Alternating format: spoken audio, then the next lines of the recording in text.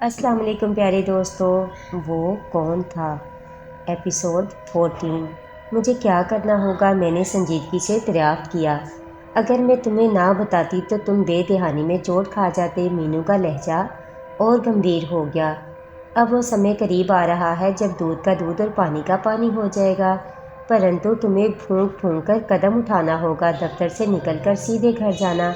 घर पर कोई मुलाकाती मिलने आए तो कोई बहाना करके इसे टाल देना। सफ़ेद मोती मुंह में रखकर अपनी कोठरी से बाहर निकलना।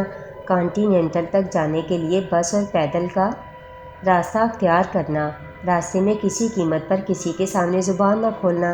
कमरा नंबर 318 में जाने के लिए भी लिफ्ट की बजाय सीढ़ियों का इस्तेमाल करना। सुन रहे हो मैं क्या कह रही हूँ? क्या इस तरह रमेश की काली कुव्वतें मेरा पीछा नहीं कर सकेंगी? मोती मुंह में रख लेने के बाद तुम किसी को नज़र नहीं आओगे। सपाट और खुश्क लहजे में जवाब मिला। बच्चे की आंख वाला पेपर साथ ले जाने की भूल मत करना। होटल के कमरे में पहुंचकर खुद को और नरेश को मंडल में बंद कर लेना। बाहर का ध्यान मैं रखूँगा। मंडल खींचने का तरीका क्या होगा? मैंने संजीदगी से दरियाफ्त किया। वही जिसे तुम्हारी माता ने पढ़ पढ़ कर फाखरा पर फूंका था। 3 बार वही चीज़ पढ़कर आंख के इशारे से दायरा खींच लेना। तुम्हारा इशारा आयतल कुर्सी की तरफ है। हाँ, क्या तुम भूल गए कि तुम्हारी माता ने इसे तुम्हें भी दान कर दिया था? मुझे जोगिया की बात सुनकर हैरत हुई। वो मुझे आयतल कुर्सी का खसार बांधने का मशवरा दे रहा था। इसमें चंबे की क्या बात है बालक? इसने मेरे दिल का हाल पढ़कर कहा। जो चीज़ पवित्र हो इसका ताल्लुक किसी धर्म से भी हो सकता है। मंच अपने अंदर की आंख बंद किए रहे तो और बात है, वरना जो ज्ञान ध्यान करते रहते हैं ऊपर वाले के सामने सच्चे और उजले मन से ढंढोत करते रहते हैं, वो इन्हें देवी देवताओं से अधिक शक्ति दान कर देता है। ऐसी पवित्र शक्ति जिसका कोई तोड़ नहीं होता।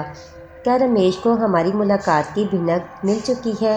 मैंने मौजू बदल दिया। हाँ, वो पापी भी तुम्हें निष्ठ कर देने के लिए अपनी झोली से गंध निकाल रहा है। तुमने इसकी दुम पर जो पाँव रख दिया है, दुम पर पाँव रख दिया है से तुम्हारा क्या मतलब है? मैंने वजाहत चाही। नरेश चंद्र से तुम्हारी मुठभेड़ इस पापी के बहुत सारे भांडे फोड़ सकती है। इसका मतलब ये हुआ कि नरेश चंद्र अभी इन बातों से क्या फ़ायदा?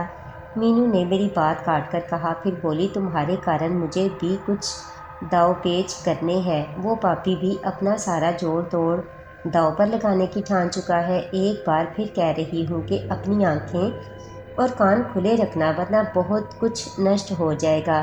फिर दूसरी तरफ से राब्ता ख़त्म कर दिया गया। मैं दफ्तर से निकलकर सीधा घर गया। मेरे जहन में जोगिया की बातें गूंज रही थी। इसने जो कुछ कहा था वो गलत नहीं हो सकता था। रमेश मेरे बाप का कातिल था, मेरा सबसे बड़ा दुश्मन था, तो फिर जाहिर है कि वो मेरे बारे में लम्हे लम्हे की खबर रखता होगा। जोगिया ने अगर सामने आकर मेरा हाथ ना थाम लिया होता, मेरी पुश्त पनाही ना कर रहा होता, तो शायद मैं अपनी दास्तान रकम करने को भी जिंदा ना होता। घर पहुंचकर मैं 1 घंटे तक माँ के साथ रहा। इनकी ज़ुबानी ये जानकर मुझे खुशी हुई कि फाखरा बिल्कुल ठीक ठाक थी। बेगम नफीस को भी सुकून आ गया था। माँ मुझसे शादी के बारे में बातें करती रहीं। मैं इनकी खुशी की खातिर हाँ में हाँ मिलाता रहा। इसी दौरान एक तो फ़ोन भी आए जिन्हें मैंने जानबूझकर अटेंड नहीं किया। माँ ने मेरा इशारा पाकर फ़ोन करने वालों को टाल दिया।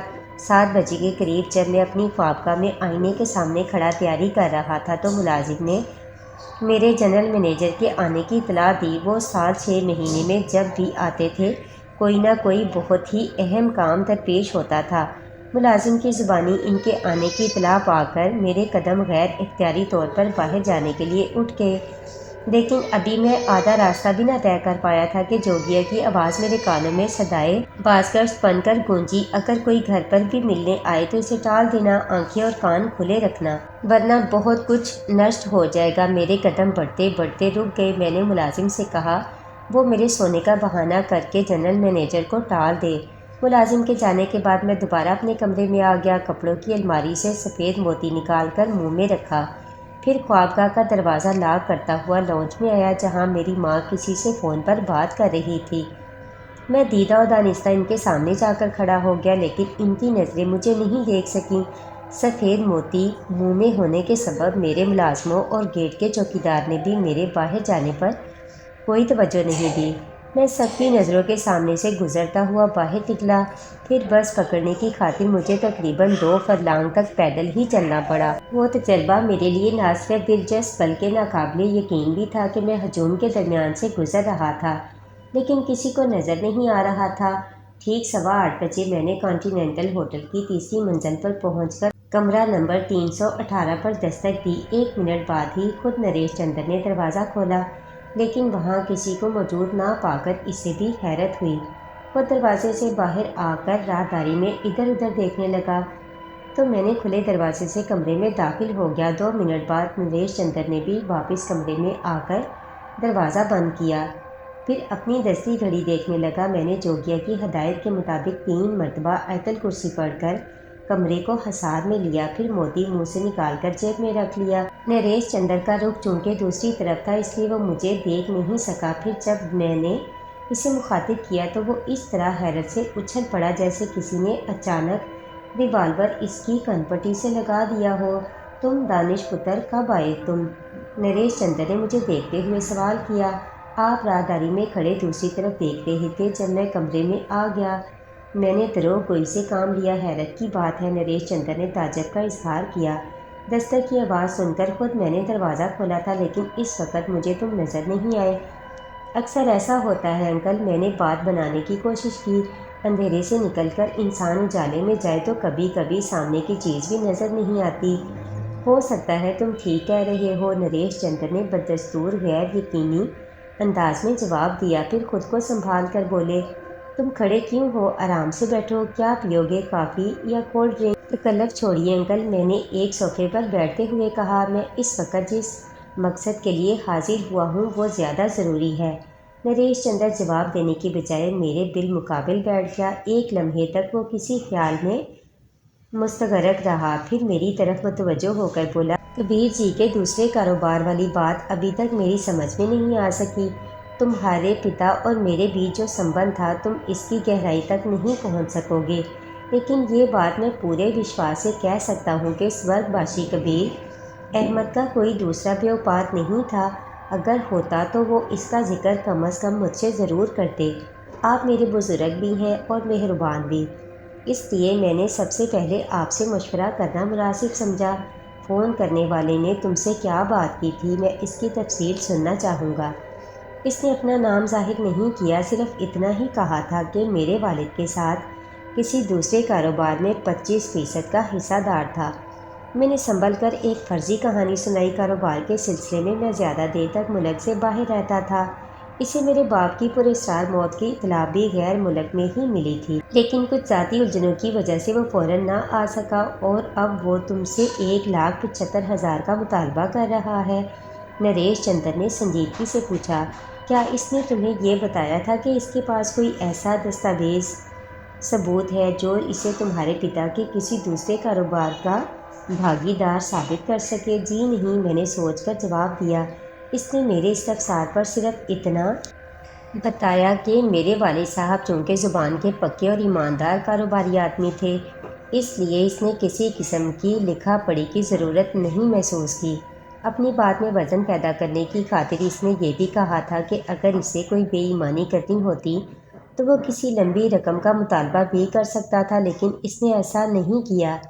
کیا اس نے کاروبار کی نوعیت کے بارے میں کچھ بتایا تھا؟ جی نہیں، تم نے مجھے فون پر بتایا تھا کہ اس نے اپنے کسی پارٹنر سے مشورہ کرنے کے بعد تمہیں دوبارہ کال کرنے کو بھی کہا تھا۔ جی ہاں، اس نے یہی جواب دیا تھا۔ میں نے پہلو بدل کر قدرے تامل سے کام لیتے ہوئے کہا، فون کرنے والے نے اپنے پارٹنر کے سلسلے میں کسی گوپی کا نام لیا تھا۔ گوپی؟ نریش چندر کسمسا کر رہ گیا۔ میرا اندھیرے میں چھوڑا ہوا تیر رائے گا نہیں گیا۔ گوپی کا نام سن کر نریش چندر نے کچھ ایسا ہی برا سا منہ بنایا تھا جیسے کھانے کے دوران کوئی ہڈی کا ٹکڑا ان کے دانتوں کے درمیان آ گیا ہو۔ جی ہاں، میں نے لوہے کو گرم ہوتا دیکھ کر دوسری ضرب لگائی۔ اس نے مجھے باور کرانے کی کوشش کی تھی کہ اس کا پارٹنر گوپی کسی اور بڑے آدمی کے ساتھ بھی کاروبار میں شریک ہے۔ جواب میں نریش چندر نے پہلی بار مجھے کچھ ایسی نظروں سے دیکھا جیسے وہ میری کہی ہوئی بات کی صداقت کے سلسلے میں کسی تذبذب کا شکار ہو۔ ان کی کشادہ پیشانی پر ابھرنے والی آڑی ترچھی لکیریں ان کی الجھن کا اظہار کر رہی تھیں۔ میں نے دبی زبان میں اپنی والدہ سے بھی اس فون کا ذکر کیا تھا۔ میں نے اپنی سوچی سمجھی اسکیم پر ایک قدم اور آگے بڑھایا۔ ان کا بھی یہی خیال تھا کہ کوئی والد صاحب کا فرضی کاروباری شریک بن کر رقم لینے کی کوشش کر رہا ہے، لیکن جب میں نے گوپی کے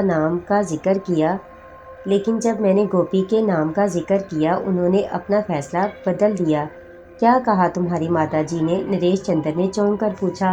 ان کا مشورہ ہے کہ مجھے چھان بین کیے بغیر مطلوبہ رقم ادا کر دینی چاہیے۔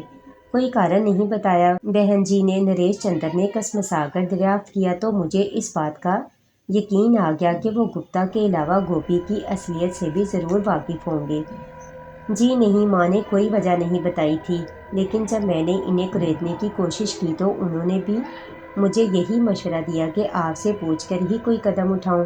کیا تمہیں یاد ہے کہ کال کرنے والے نے صرف گوپی کا ہی نام لیا تھا؟ نریش کمار نے سنجیدگی سے پوچھا۔ ان کے چہرے پر الجھن کے تاثرات بڑھتے جا رہے تھے۔ جی ہاں، تم نے کیا سوچا ہے؟ میرا ذاتی خیال بھی یہی ہے کہ 1,75,000 کی رقم کسی انسانی زندگی سے زیادہ اہم نہیں ہوتی۔ میں نے پھر اندھیرے میں نشانہ لگانے کی کوشش کی۔ کیا مطلب؟ نریش نے چونک کر مجھے گہری نظروں سے گھورا۔ کسی کی زندگی سے تمہاری کیا مراد ہے انکل؟ میں نے بدستور مبہم لہجے میں گتھی سلجھانے کی ایک اور کوشش کی۔ آپ کے جنم دن والی رات بجلی کا اچانک چلا جانا، کسی پجاری کا میرے پاس آنا اور پھر اس پر قاتلانہ حملہ ہونا، کیا یہ سب محض اتفاقیہ حادثات کہے جا سکتے ہیں؟ پتر، تم مجھے کیا بتانا چاہ رہے ہو؟ نریش چندر کے چہرے پر پریشانی کے تاثرات گہرے ہونے لگے۔ اس پجاری نے بھی مجھ سے یہی کہا تھا کہ اگر میں نے مطلوبہ رقم 10 روز کے اندر اندر ادا نہ کی تو گوپی کی پراسرار قوتیں مجھے جلا کر راکھ کر دیں گی۔ میں نے کچھ توقف سے مدھم لہجے میں کہا۔ اس جملے کے فوراً ہی بعد کسی نے اس پر قاتلانہ حملہ کیا، پھر وہ اندھیرے کا فائدہ اٹھا کر فرار ہو گیا۔ لیکن یہ کیسے ہو سکتا ہے؟ وہ تو نریش چندر نے اپنا جملہ مکمل نہیں کیا۔ صوفے سے اٹھ کر فرش پر بچھے دبیس قالین کی سینہ کوبی کرنے لگا۔ اس کے چہرے پر گہری سنجیدگی مسلط تھی، کمر کے پیچھے ہاتھ باندھے ادھر ادھر ٹہل رہا تھا۔ کوئی بات ضرور تھی جو اس کے ذہن کو الجھا رہی تھی۔ کمرے میں خاصی دیر خاموشی رہی۔ میں اپنی جگہ بیٹھا نریش چندر کے چہرے کے بدلتے تاثرات کا جائزہ لیتا رہا۔ وہ چلتے چلتے اچانک خلا میں کچھ گھورنے لگتا، پھر چہل قدمی شروع کر دیتا۔ انداز ایسا ہی تھا جیسے کوئی خاص گتھی سلجھانے کی کوشش کر رہا ہو۔ دانش پتر، اچانک نریش چندر نے دوبارہ صوفے پر بیٹھ کر تھکے تھکے انداز میں کہا، تم نہیں جانتے کہ میں تمہارے سورگواشی پتا کے کتنے اپکاروں کے بوجھ تلے دبا ہوا ہوں۔ وہ منش نہیں، دیوتا تھے، دیوتا۔ میں اگر سارا جیون تمہارے پریوار کی سیوا کرتا رہوں تب بھی ان احسانوں کے بوجھ کو چکتا نہیں کر سکتا۔ انہوں نے جس طرح میرے ساتھ دوستی نبھائی اس طرح تو آج کل کوئی اپنے سگوں کے ساتھ بھی نہیں کرتا۔ میں اگر انہیں بھگوان کا دوسرا روپ کہوں تو شاید غلط نہیں ہوگا۔ نریش چندر نے ایک سرد آہ بھر کر اپنی بات جاری رکھی۔ وہ سمے میرے لیے بڑا کٹھن تھا جب میری عزت اور آبرو داؤ پر لگی ہوئی تھی۔ میرے اپنوں نے بھی میرا ساتھ چھوڑ دیا تھا، لیکن تمہارے پتا نے میرے کارن اپنا جیون بھی بھین چڑھا دیا۔ یہ آپ کیا کہہ رہے ہیں انکل؟ میں نے حیرت سے پوچھا۔ میرے والد کی موت کا بھلا آپ سے کیا تعلق ہو سکتا ہے؟ بہت گہرا سمبندھ ہے، نریش چندر نے نچلا ہونٹ چباتے ہوئے تھوڑے توقف سے کہا۔ میں تمہاری ماں کا بھی شکر گزار ہوں جنہوں نے آج تک اپنی زبان بند رکھی، پرنتو اب سمے آ گیا ہے کہ میں تمہیں سب کچھ بتا دوں۔ میں نے کوئی جواب نہیں دیا، لیکن مجھے خوشی تھی کہ اب نریش چندر خود ہی ان رازوں سے پردہ اٹھانے کی خاطر آمادہ نظر آ رہا تھا جس نے میری راتوں کی نیند حرام کر رکھی تھی۔ کمرے میں چند ثانیے تک موت کا سناٹا طاری رہا، پھر نریش چندر کی آواز ابھری، اگر وہ زندہ ہے تو پھر انجلا کو بھی اس کے بارے میں ضرور خبر ہوگی۔ لیکن آپ کس کی بات کر رہے ہیں؟ میں نے انجلا کا نام سن کر وضاحت چاہی۔ اسی گوپی کی جس کا تمہیں فون پر حوالہ دیا گیا ہے۔ نریش چندر نے تلملا کر حقارت کا اظہار کیا۔ کیا آپ اس سے واقف ہیں؟ میں نے چوکنے کی اداکاری کی۔ ہاں، اسی حرام کے جنوں کا نام گپتا ہے جو میرے کاروبار کے ساتھ بھی جڑا ہوا ہے، نریش چندر نے بل کھا کر غصے سے کہا۔ وہی دشٹ اور پاپی میرے جیون کا سب سے بڑا روگ ہے، ناسور بن کر میری چھاتی سے لپٹا ہوا ہے، جونگ کی طرح آج تک میرا خون پیتا رہا ہے۔ دھن دولت آنی جانی چیز ہے پتر، 5,10,000 کی رقم میرے لیے ہاتھ کے میل سے زیادہ نہیں، لیکن عزت ایک بار چلی جائے تو پھر منچ کسی کو منہ دکھانے کے قابل نہیں رہتا۔ اسی کارن میں بھی مجبور ہو گیا تھا، لیکن انجلا نریش چندر کچھ کہتے کہتے ایک لمحے کو خاموش ہو گیا۔ پھر کسی ہارے ہوئے جواری کی طرح بولا، اس نے میرے ساتھ وشواس گھاٹ کر کے اچھا نہیں کیا۔ آج وہ بھی میری نظروں سے گر گئی جسے میں نے اپنے جیون کا سب سے مضبوط اور ٹھوس سہارا سمجھا تھا۔ ہم نے اگنی کے پھیرے لینے کے بعد ساتھ جینے اور ساتھ مرنے کی سوگند کھائی تھی۔ اس وقت گھڑی میں نے اپنے خون سے اس کی مانگ میں سندور بھرا تھا، اور ایک میرا وہ انمول متر تھا جس نے میرے کارن اپنا جیون بھی بلیدان کر دیا۔ اس کا ایک اور ساتھی بھی مارا گیا۔ میں ابھاگی تنہا سہارا غم و کشٹ بھگتنے کے لیے زندہ ہوں۔ اب میری وجہ سے تمہیں بھی پریشان ہونا پڑ رہا ہے۔ میں یہاں پر اختصار سے کام لوں گا، ان واقعات اور حادثات کو دہرانے سے گریز کروں گا جو پہلے تحریر میں آ چکے ہیں۔ صرف انہی باتوں کا تذکرہ کروں گا جو میرے والد کی پراسرار موت کی الجھی ہوئی گتھی کو سلجھا سکے۔ نریش چندر بڑی تفصیل سے اپنی اور انجلا کی شادی کی باتیں کرتا رہا، پھر اصل موضوع کی طرف آتے ہوئے بولا، مجھے شروع ہی سے انجلا کا پنڈت پجاریوں سے ملنا اور ان لوگوں کو اپنے گھر آنا جانا پسند نہیں تھا۔ یہ بات نہیں ہے کہ میں ان لوگوں کے خلاف ہوں، بھگوان کی کرپا ہے کہ میں پوجا پاٹ اور دھرم کرم کے معاملے میں ہمیشہ سے پابند رہا ہوں، پرنتو پنڈت پجاریوں سے میل ملاپ بڑھانا مجھے پسند نہیں۔ لیکن انجلا کے پتا چونکہ خود ایک مندر کے بڑے پجاری رہ چکے ہیں، اس لیے وہ ان کے چیلوں کی سیوا کرنا اپنا دھرم سمجھتی ہے۔ نریش چندر نے اپنی بات جاری رکھی، شروع میں انجلا کو ٹوکتا رہا، لیکن پھر میں کاروبار میں ایسا الجھا کہ میں نے اسے ٹوکنا بند کر دیا۔ انجلا کا کہنا تھا کہ پنڈت پجاری ہمارے لیے پرارتھنا کریں گے تو ہمارا جیون سدا سکھی رہے گا اور کاروبار بھی چمکے گا۔ ہوا بھی ایسا ہی۔ ایک پنڈت نے کہا تھا کہ میں بہت بڑا بیوپاری سیٹھ بنوں گا، اور دیکھتے ہی دیکھتے اس کا کہا سچ ثابت ہوا۔ میرے کاروبار کے ساتھ ساتھ دھن دولت کی ریل پیل ہوئی تو میں نے انجلا کو روکنا ٹوکنا بند کر دیا، لیکن اس کے بعد جو کچھ ہوا وہ بہت برا ہوا۔ نریش چندر سانس لینے کے لیے رکا، پھر پہلو بدل کر بولا، انجلا کے پتا کا دیہانت ہوا تو رنجنی بھی انجلا کے پاس آ گئی۔ وہ بڑی بھولی بھالی سوشل اور سندر لڑکی تھی۔ اس کے آ جانے سے انجلا کا من بہل گیا، لیکن رمیش گپتا نامی ایک پجاری نے رنجنی کے ساتھ پیار کا ناٹک رچا کر اس کے جیون میں وہ زہر گھول دیا جو ایک ناری کے جیون کا سب سے بڑا پاپ ہوتا ہے۔ انجلا کو جب حالات کا پتہ چلا تو اس نے رمیش گپتا کے ساتھ رنجنی کے شادی کی بات کی۔ گپتا نے پہلے تو کچھ دنوں ٹال مٹول کی، پھر اس نے یہ کہہ کر انکار کر دیا کہ رنجنی کے تعلقات صرف اسی کے ساتھ نہیں، دوسرے پجاریوں کے ساتھ بھی ہے۔ انجلا خون کا گھونٹ پی کر خاموش ہو گئی۔ اس نے رمیش گپتا کے اوپر اپنے گھر کے دروازے بند کر دیے۔ اس پاپی نے بھی منہ موڑ لیا۔ نریش چندر ایک لمحے کو خاموش ہو گیا۔ اس کے چہرے پر کرب کے تاثرات نمایاں ہو رہے تھے۔ وہ مجھ سے آنکھ نہیں ملا رہا تھا۔ اس کی جگہ میں ہوتا تو شاید میری بھی وہی کیفیت ہوتی۔ کچھ دیر وہ خلا میں ادھر ادھر دیکھتا رہا، پھر مدھم آواز میں کہنا شروع کیا، گپتا رنجنی کے شریر میں اپنے پاپ کا جو بیج بو گیا تھا، جب وہ کھل کر سامنے آنے لگا تو انجلا مجھ سے اس کی بیماری کا بہانہ کر کے ایک پہاڑی مقام پر لے گئی جہاں رنجنی نے ایک بچے کو جنم دیا۔ انجلا نے وہاں کے ہسپتال میں رنجنی کے بچے کا نام لکھواتے ہوئے بھول سے اسی حرامزادے کا نام لے دیا جو اس کی زندگی کی سب سے بڑی بھول تھی۔ بچے کی پیدائش کے بعد انجلا نے اسے وہاں ایک غریب قبیلے کے حوالے سونپا اور رنجنی کو لے کر واپس آ گئی۔ کیا آپ کو رنجنی اور رمیش گپتا کی کہانی کے بارے میں کچھ خبر نہیں تھی؟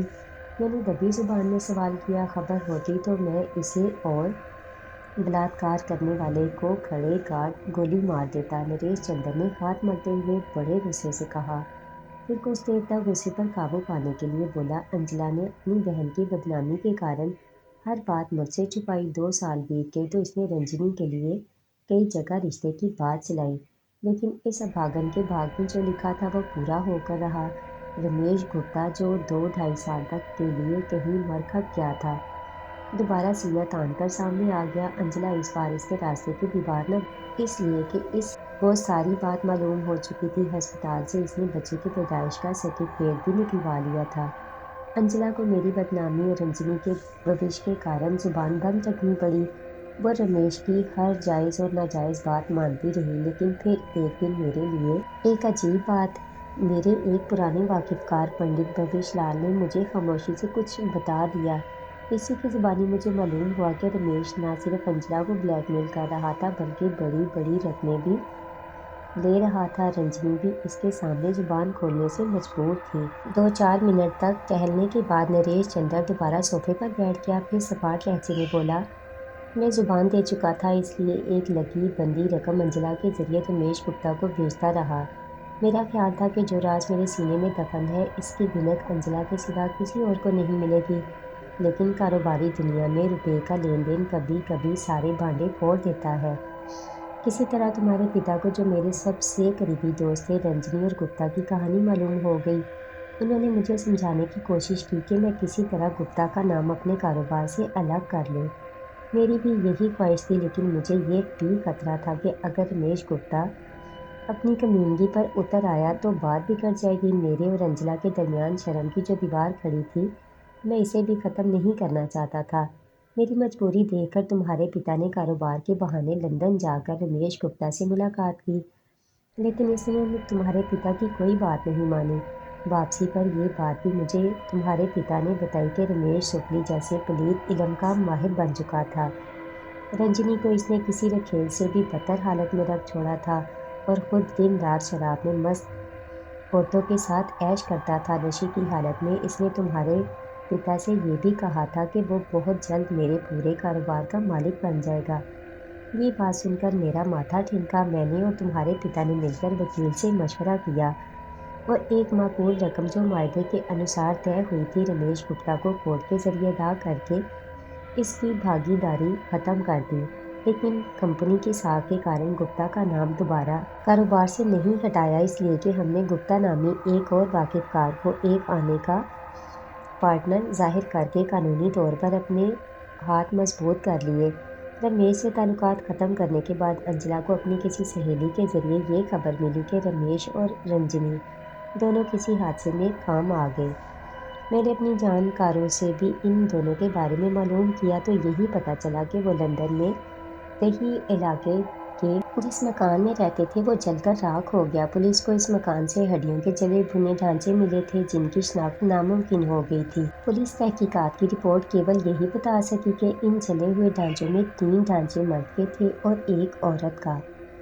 والد صاحب کی موت سے قبل ان کا زرغام نامی ایک دوست بھی روپ نگر کے نواب میں پراسرار حالت کا شکار ہوا تھا۔ میں نے بات آگے بڑھانے کی خاطر کہا، ہاں۔ نریش چندر نے اس بات میں سر ہلاتے ہوئے سنجیدگی سے جواب دیا، زرغام کی موت پر تمہارے پتا کے علاوہ مجھے بھی تعجب ہوا تھا، اس لیے کہ وہ بھلا مانس بھی رمیش کو سمجھانے کی خاطر کبیر جی کے ساتھ ہی بیرون ملک گیا تھا، لیکن اس کی موت کی پشت پر ہم رمیش کا ہاتھ نہیں تلاش کر سکے، اس لیے کہ ہماری اطلاع کے مطابق وہ اور رنجنی پہلے ہی سے جل بھن کر پرلوک سدھار چکے تھے۔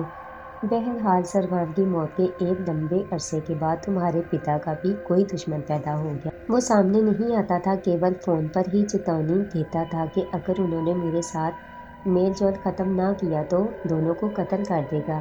دھمکی دینے کی کوئی وجہ بھی ضروری ہوگی۔ میں نے وضاحت چاہی۔ اس کا کہنا تھا کہ وہ مسلمانوں کے کسی ایسے جتھے کا کارندہ ہے جو ہندوؤں کو اچھوت سمجھتے ہیں اور کسی مسلمان کا ان سے یاری دوستی رکھنا برداشت نہیں کر سکتے۔ نریش چندر نے اپنی بات جاری رکھتے ہوئے کہا، ان دنوں چونکہ ہندو مسلم فسادات ہو رہے تھے، اس لیے میں نے تمہارے پتا کو یہی مشورہ دیا تھا کہ وہ دنیا دکھاوے کی خاطر اس وقت تک مجھ سے دور رہیں جب تک فساد ٹھنڈے نہ ہو جائیں، لیکن تمہارے پتا نے میری بات نہیں مانی۔ وہ بڑے ٹھوس اصولوں کے مالک تھے۔ ہمارے بیچ دوستوں اور بھائیوں جیسا جو تعلق قائم تھا وہ اسے ایک پل کے لیے بھی توڑنے کو تیار نہیں ہوئے۔ دھمکی کی کالیں کچھ دنوں آتی رہیں، پھر بند ہو گئیں۔ ہم دونوں کا ایک ہی خیال تھا کہ وہ ہمارے کسی خاص کاروباری دشمن کی شرارت ہوگی جو ہمارا گٹھ جوڑ پسند نہیں کرتا۔ کیا ان تمام باتوں کی خبر آنٹی کو بھی تھی؟ میں نے کچھ سوچ کر انجلا دیوی کے کردار کو روشنی میں لانے کی خاطر دریافت کیا۔ ہاں، تمہارے پتا چونکہ برابر میرے گھر آتے جاتے تھے، اس لیے وہ بھی کسی حد تک حالات سے جانکاری رکھتی تھی، لیکن نریش چندر نے بات کرتے کرتے چونک کر مجھے دیکھا۔ تم نے خاص طور پر انجلا کے بارے میں کیوں پوچھا؟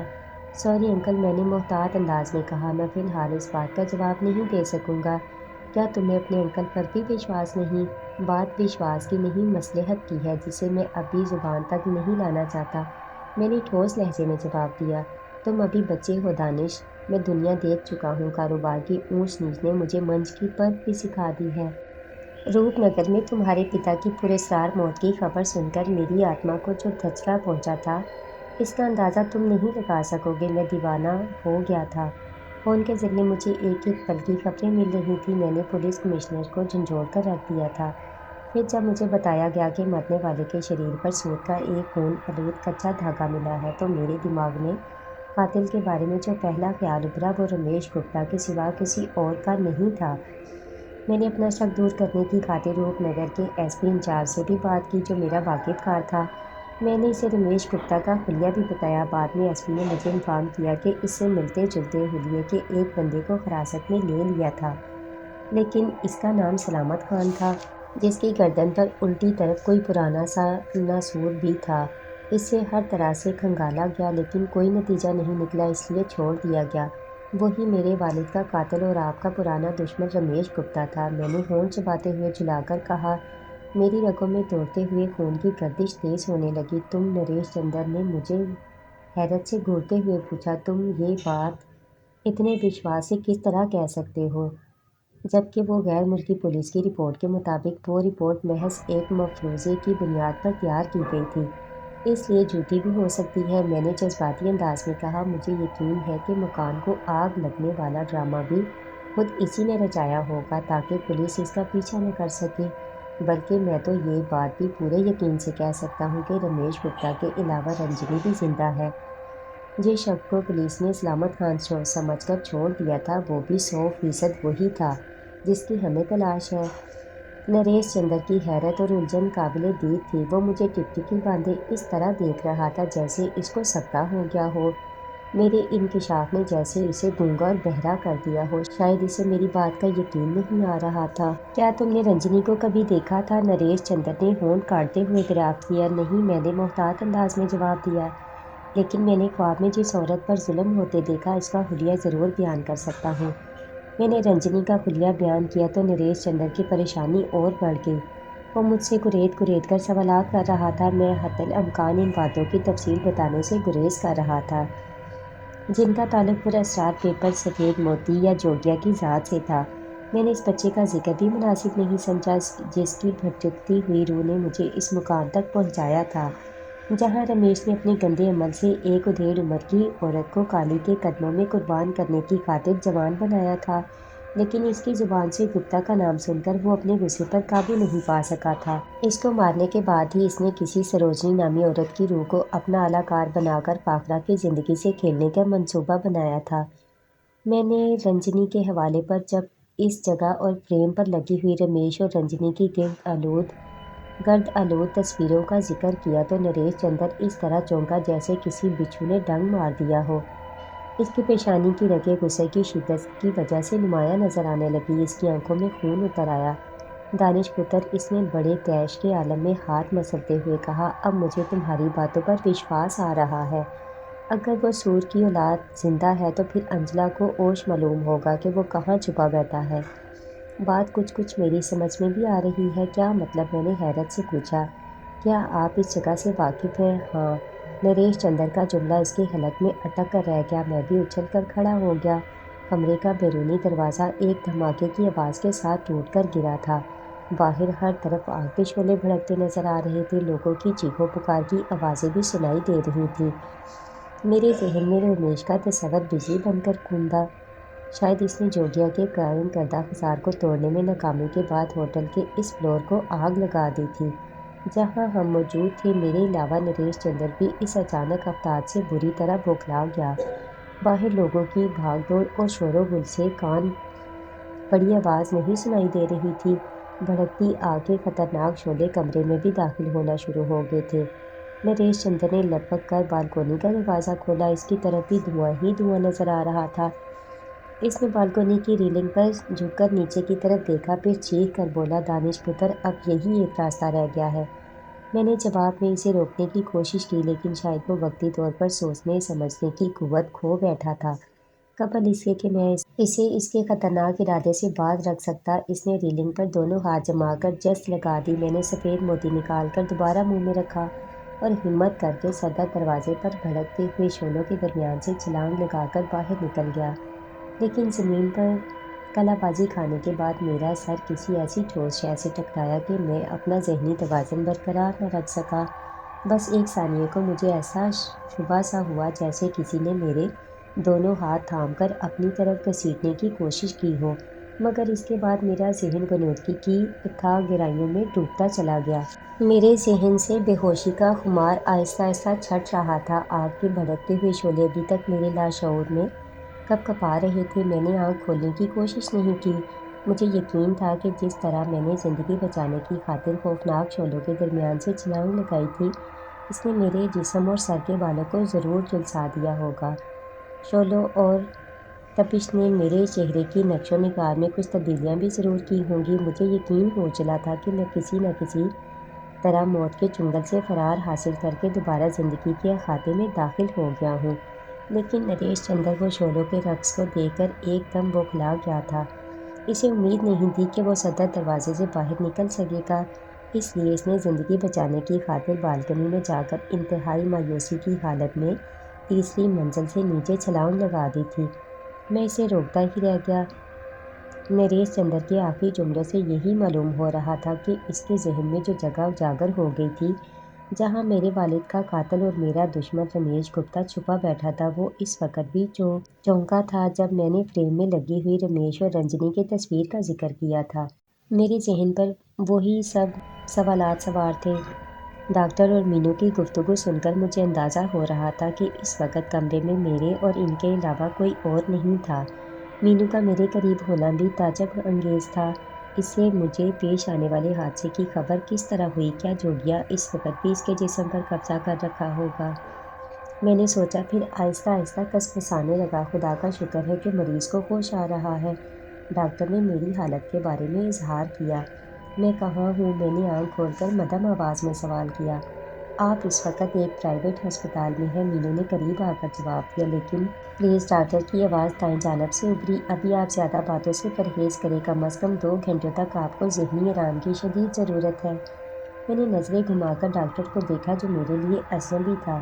میں نے نظروں کا زاویہ تبدیل کیا تو دیوار پر لگی ہوئی گھڑی سامنے آ گئی جس کے مطابق رات کے 11:15 کا عمل ہو رہا تھا۔ ڈاکٹر نے مجھے سکون کی خاطر کوئی انجیکشن لگایا، پھر مینو کو یہ ہدایت دے کر چلا گیا کہ مجھے زیادہ باتوں کی اجازت نہ دی جائے۔ ڈاکٹر کے جانے کے بعد میں نے مینو کو وضاحت طلب نظروں سے دیکھا۔ اتنی رات کے اس کا میرے پاس کسی ہسپتال میں ہونا میرے لیے تعجب خیز ہی ثابت ہو رہا تھا۔ وہ میرے بستر سے لگی گھڑی مجھے گھور رہی تھی۔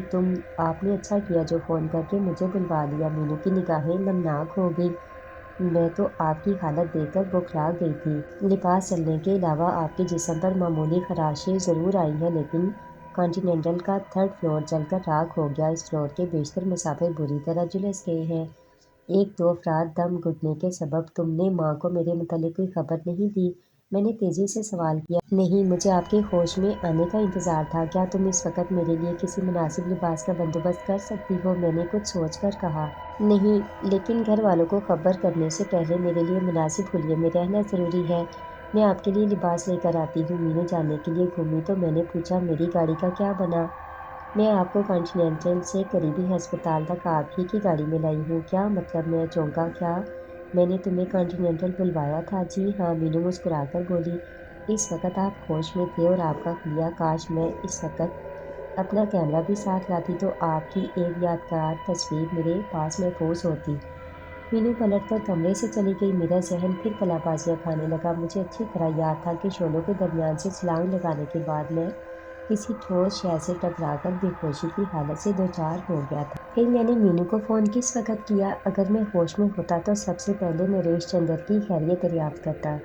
اس نے تیسری منزل سے چھلانگ لگا کر اپنی بدحواسی کا ثبوت دیا۔ میں ابھی اپنے ذہن کے کونے خبروں کو ٹٹولنے میں مصروف تھا جب جوگیا کی آواز میری قوت سماعت سے ٹکرائی۔ چنتا مت کرو، جب تک رمیش کی کھاٹ نہیں کھڑی ہوگی نریش چندر زندہ رہے گا۔ کیا وہ تیسری منزل سے چھلانگ لگانے کے باوجود؟ نہیں، میری بات کاٹ کر کہا گیا۔ اس مورخ نے زمین پر الٹے ہاتھ کے بل گر کر اپنا بایاں ہاتھ توڑ لیا، کولے کی ہڈی بھی چٹک گئی، لیکن وہ زندہ بچ گیا۔ اس وقت کہاں ہے اپنے بنگلے پر؟ اس کا ڈرائیور ساتھ نہ ہوتا تو شاید تمہاری طرح وہ بھی کسی ہسپتال میں بے ہوش پڑا ہوتا۔ ہوٹل میں آگ کس نے لگائی تھی؟ میں نے سنجیدگی سے دریافت کیا۔ اسی رمیش گپتا نے جو اپنی کھوپڑی سے آؤٹ ہو رہا ہے، جوگیا نے سپاٹ لہجے میں کہا۔ میرا منڈل نہیں توڑ سکا تو دیوانوں کی طرح ادھر ادھر ہاتھ پیر چلانے لگا۔ اس سمے بھی ساحل کے کنارے کالی کے ایک پرانے مندر میں چھپا بیٹھا اپنی پلیت شکتی کے بیروں کو جمع کر رہا ہے۔ اب اس نے بننے اور مارنے کی ٹھان رکھی ہے۔ نریش چندر کے جنم دن پر جس پجاری پر حملہ ہوا تھا وہ چل بسا، جو حملہ کر کے فرار ہوا تھا اسے بھی ختم کر دیا گیا۔ نریش کا جیون اس دشت کے لیے ضروری نہ ہوتا تو شاید وہ اس کا کریا کرم بھی کر دیتا۔ جوگیا، میں نے کچھ سوچ کر بے چینی سے پوچھا، ایک بات ابھی تک مجھے پریشان کر رہی ہے، جس لمبے تڑنگے پجاری پر جان لیوا حملہ ہوا تھا اس نے تم سے سپولیے کی دوسری آنکھ کیوں مانگی تھی؟ جوگیا نے میرے دل کا حال جان کر کہا، یہی معلوم کرنے کے کارن بے عقل ہو رہے ہو؟ ہاں، میں نے اقرار کرتے ہوئے کہا۔ اس درازگت پجاری نے اپنی شکتی کے زور سے پیپر کو میری اندرونی جیب میں ہونے کے باوجود دیکھ لیا تھا۔ وہ اپنے مقصد میں کامیاب بھی ہو سکتا تھا، لیکن تم سفری کے گندے علم کے بارے میں کوئی جانکاری نہیں رکھتے، اس لیے پریشان ہو رہے ہو۔ جوگیا نے اس بار وضاحت کرتے ہوئے کہا، رمیش بھی اسی گمشدہ آنکھ کی تلاش میں پاتال تک جھانک چکا ہے، لیکن اسے ڈھونڈنے میں کامیاب نہیں ہو سکا، اس لیے کہ اسے میں نے چھپا کر محفوظ کر دیا تھا۔ میں سمجھا نہیں۔ ایک مردہ بچے کی آنکھ بھلا کس کام آ سکتی ہے؟ تم اس چکر میں مت پڑو، کیول اتنا جان لو کہ اگر اس بالغ کی آنکھ رمیش یا اس کے پجاری کے ہاتھ لگ جاتی تو وہ اس آنکھ پر ایک خاص منتر پڑنے کے بعد اس کے ذریعے دنیا کے کسی کونے میں بھی جھانک سکتے تھے۔ دھرتی کے اندر چھپے راجوں مہاراجوں کے خزانے بھی ان کو نظر آ جاتے۔ رمیش کو میرے سامنے آنے کے بعد اس بات کا شبہ ہوا تھا کہ شاید وہ پیپر جس میں بچے کی آنکھ کو محفوظ کیا گیا تھا تمہارے پاس ہے۔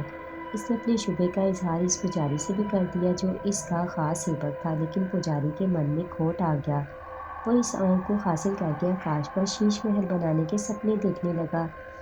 جنم دن والے روز اس نے ایک منتر پڑھ کر کھوج لگا لیا تھا کہ وہ پیپر تمہارے پاس ہے، لیکن رمیش کو بھی اس کی خبر مل گئی۔ اس نے اپنے دوسرے سیوک پجاری کو اپنے بیروں کے ذریعے لمبے تڑنگے پجاری کو جان سے مارنے کا حکم دیا تھا، پرنتو اس نے پھر اس کا راستہ کاٹ دیا۔ پرتاپ کو تمہارے دفتر جانے کا حکم بھی میں نے ہی دیا تھا۔ اور کیا جاننا چاہتے ہو؟ کیا نریش چندر کو میری باتیں سننے کے بعد اس بات کا یقین آ گیا کہ رمیش گپتا رنجنی دونوں زندہ ہیں؟ ہاں، رنجنی اور رمیش والی فریم شدہ تصویر کے بارے میں تمہارے سپنے کی کہانی سن کر اس کی کھوپڑی میں وہ جگہ بھی بھر چکی ہے جہاں رمیش موجود ہو سکتا ہے۔ اسی کارن اس نے کہا تھا کہ اگر گپتا زندہ ہے تو پھر انجلا کو اوش خبر ہوگی کہ وہ کہاں چھپا بیٹھا ہے۔ جوگیا نے اپنی بات جاری رکھی، ہو سکتا ہے کہ وہ تمہارے سامنے اپنی زبان بھی کھول دیتا، لیکن رمیش گپتا جب میرے ساتھ پنجہ نہ لڑا سکا تو اس نے ہوٹل کی اس منزل کو جلا کر آگ لگا دی۔ تم دونوں کو ملا اسے ایک آنکھ نہیں بھا رہا تھا، اب تم نے کیا سوچا ہے؟ میں نے تیزی سے سوال کیا، جب یہ بات تمہارے علم میں ہے کہ رمیش کہاں چھپا بیٹھا ہے تو کیا تم ہمیشہ کے لیے اس کا قصہ پاک نہیں کر سکتی؟ میں کیا کر سکتا ہوں اور کیا نہیں، اس الجھن میں مت پڑو، کیول اتنا جان لو کہ نیلے آکاش پر جو بیٹھا ہے اس نے منش کو الگ الگ کام سونپ رکھے ہیں۔ جب سمے آئے گا تو رمیش کی ساری شکتیاں بھی پانی کے بلبلوں کے انوسار ساگر میں ڈوب جائیں گی۔ کب آئے گا وہ وقت؟ میں نے قدرے جھلا کر پوچھا۔ جوگیا کی منطقی باتیں میری سمجھ سے بالا تر تھیں۔ غیرت سے کام لو، اس بار جوگیا نے معنی خیز انداز میں جواب دیا۔ اب اس چنڈال کے برے دن قریب آ رہے ہیں، تم انجلا کے بارے میں کیا کہو گے؟ میں نے کچھ سوچ کر سوال کیا، کیا وہ جانتی ہے کہ رنجنی اور رمیش کہاں اور کس حال میں ہیں؟ وہ پھر آنکھیں کھولے کچھ دیکھ رہا تھا، اس کی آنکھوں میں آتش فشاں کھول رہا ہے۔ میں جا رہا ہوں، تم اپنا دھیان رکھنا، اپنی ماتا سے ابھی کچھ مت بتانا۔ جوگیا کی آواز میرے کانوں میں ابھر کر دور ہوتی چلی گئی۔ اس نے عجیب انداز میں جو جملے ادا کیے تھے ان کا تعلق یقیناً رمیش گپتا کی ذات سے ہی رہا ہوگا۔ مینو کی واپسی تک میں پیش آنے والے حالات کے بارے میں غور کرتا رہا۔ لباس تبدیل کرتے وقت مجھے سب سے پہلے سفید موتی کا خیال آیا۔ میں نے اسے جلے ہوئے لباس کی جیبوں میں تلاش کیا لیکن وہ کہیں نہ ملا۔ شاید ہنگاموں میں وہ گوہر نیاب میرے ہاتھ سے نکل گیا تھا۔ آپ کی اس قدر پریشانی کے عالم میں کیا تلاش کر رہے ہیں؟ مینو نے میری دہشت کا اندازہ لگاتے ہوئے سوال کیا۔ میری ایک بہت قیمتی شے تھی جو شاید اچھل کود میں کہیں گر گئی، اور آپ نے ابھی سے یہ لباس کیوں تبدیل کر لیا؟ اس نے تشویش کا اظہار کیا۔ ڈاکٹر نے آپ کو 2 گھنٹے تک آرام کا مشورہ دیا تھا۔ مجھے ماں کو اپنی خیریت سے آگاہ کرنا ہے، میں نے فون کی طرف بڑھتے ہوئے کہا، اور وہ میرے لیے پریشان ہو رہی ہوں گی۔ مینو نے مجھے روکنے کی حتی الامکان کوشش کی، لیکن میں نے اس کی بات نہیں مانی۔ ریسیور اٹھا کر میں نے آپریٹر سے ڈائریکٹ لائن مانگی، پھر گھر کے نمبر ڈائل کرنے لگا۔